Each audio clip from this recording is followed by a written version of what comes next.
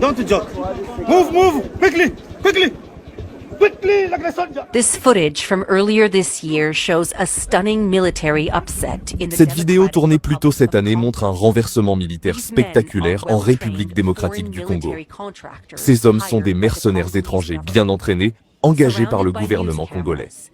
Entourés par caméras et journalistes, ils sont rassemblés et expulsés du pays par le groupe rebelle, connu sous le nom de M23, que l'on voit ici en uniforme.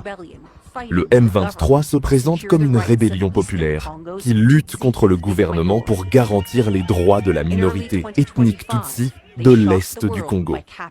Début 2025, le mouvement choque le monde entier en s'emparant des plus grandes villes de l'Est du Congo.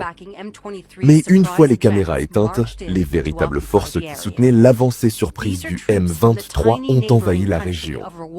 Il s'agit de troupes du petit pays voisin, le Rwanda, identifiées par des sources des services de renseignement qui se sont entretenues avec NBC News. Nous avons découvert des preuves montrant que le Rwanda a armé, entraîné et commandé le mouvement M23 et engagé des milliers de ses propres soldats dans le combat. Cette guerre clandestine leur a permis de prendre le contrôle d'un territoire qui recèle certains des gisements de terres rares les plus riches au monde, utilisés dans les téléphones portables, les puces informatiques et les batteries. Elle a également fait des milliers de morts et déplacé des millions de personnes. Malgré les accusations de l'ONU et des gouvernements occidentaux, le président rwandais Paul Kagame a soigneusement et à plusieurs reprises nié toute implication dans le conflit. M23 are not Rwandans. Does Rwanda currently have any troops at all in Eastern DRC? I don't know. NBC News a obtenu en exclusivité 3 années de rapports confidentiels des services de renseignement et des images de vidéosurveillance. Ces documents nous ont été remis par des sous-traitants militaires engagés pour fournir des renseignements aux forces congolaises. À l'aide de rapports d'incidents supplémentaires fournis par les forces de défense rwandaises, FDR, d'images satellites et d'entretiens avec des combattants, nous avons pu reconstituer le récit de la guerre secrète menée par le Rwanda. Pour la première fois, nous pouvons voir comment le Rwanda a établi des bases sur le sol congolais, comme cette base située à près de 65 km de la frontière, qui servait à armer, entraîner et commander les alliés du M23. Les images divulguées montrent également comment les RDF ont inondé l'Est du Congo d'armes lourdes, notamment des mortiers guidés, des mitrailleuses lourdes, des lance-missiles et même des systèmes de défense aériens blindés. Ils ont établi un réseau de tranchées et de positions fortifiées pour permettre aux soldats rwandais de participer directement au combat. Les sous-traitants avec lesquels nous nous sommes entretenus estiment que le déploiement du Rwanda dans l'Est du Congo s'élève désormais à plus de 5000 soldats. Un porte-parole du gouvernement rwandais a refusé de répondre à nos questions, mais a déclaré que le Rwanda agissait pour défendre ses frontières et n'avait aucune ambition territoriale en République démocratique du Congo. Au fil du temps, des fissures sont apparues dans la guerre secrète menée par le Rwanda.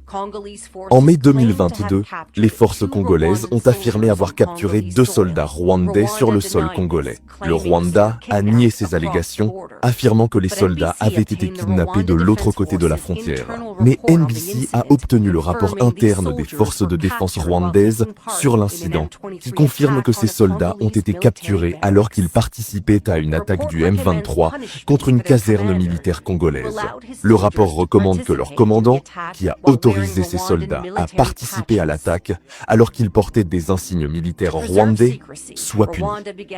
Afin de préserver le secret, le Rwanda a commencé à équiper le M23 et ses propres troupes d'uniformes et d'équipements identiques, rendant ainsi presque impossible de les distinguer les uns des autres. Pour empêcher la capture et l'identification des systèmes d'armement rwandais, ils les ont transportés chaque nuit à travers la frontière vers le Rwanda. Les RDF ont retiré les corps des soldats rwandais morts sur le champ de bataille et, lorsqu'ils ne pouvaient pas le faire, ils les ont dépouillés de leurs papiers d'identité et de leurs insignes. Malgré ces mesures, le nombre croissant de victimes devient de plus en plus difficile à cacher. À l'aide d'images satellites, nous avons compté un par un les tombes de ce cimetière militaire rwandais. Depuis 2021, le cimetière s'est agrandi de plus de 900 tombes. La plus forte augmentation a eu lieu entre fin 2023 et début 2024. Au cours de cette période, l'armée congolaise a mené une vague d'attaques de drones à l'intérieur de ses propres frontières. Il y a eu tellement de victimes rwandaises qu'ils ont failli perdre la guerre. Cette frappe de janvier 2024 a détruit une base des forces de défense rwandaises et un dépôt de munitions près du village congolais de Kiwanja. L'attaque a tué des officiers rwandais qui formaient des recrues du M23. Un porte-parole du gouvernement a refusé de répondre à nos questions sur les victimes rwandaises, mais a déclaré que notre reportage sur leur cimetière militaire n'avait aucun fondement dans la réalité.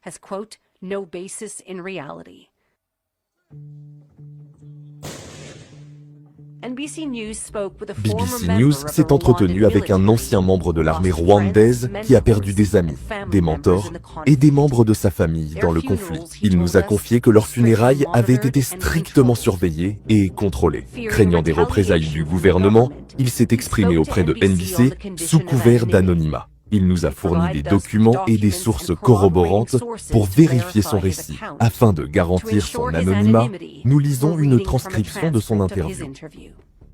I have a family member. He's my cousin. He called me.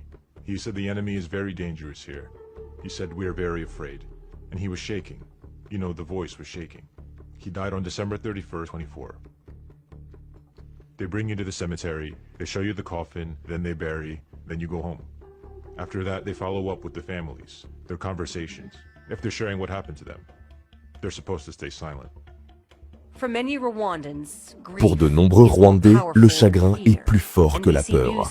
BBC News a recensé et vérifié 91 exemples de familles rwandaises qui ont défié les autorités en publiant des avis de décès de proches décédés dans l'est du Congo. When someone is dead, sometimes you have nothing left to fear. They have nothing to lose.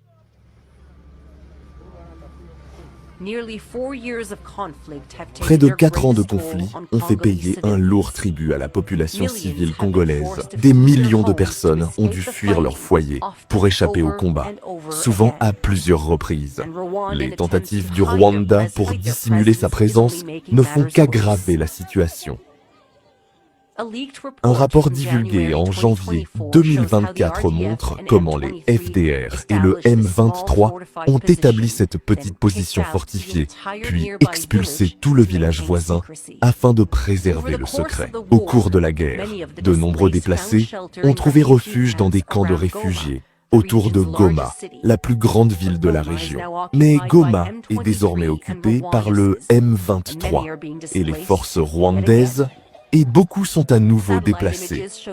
Des images satellites montrent que des milliers de tentes et de structures temporaires dans l'un de ces camps sont en cours de démantèlement complet. Les gouvernements occidentaux sont au courant de l'implication du Rwanda et l'ont déclaré publiquement. Pourtant, le Rwanda continue de recevoir l'aide internationale, y compris un financement militaire, pour ses missions de maintien de la paix de l'ONU.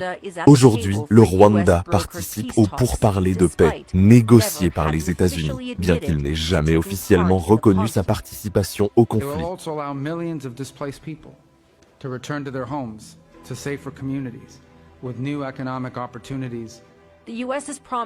Les États-Unis promettent d'investir rapidement dans l'approvisionnement en minerais rares de l'Est du Congo, offre intéressante pour le président Kagame. Selon l'accord proposé, le Rwanda profiterait de cet investissement minier et sortirait du conflit sans avoir à rendre de compte pour sa guerre secrète.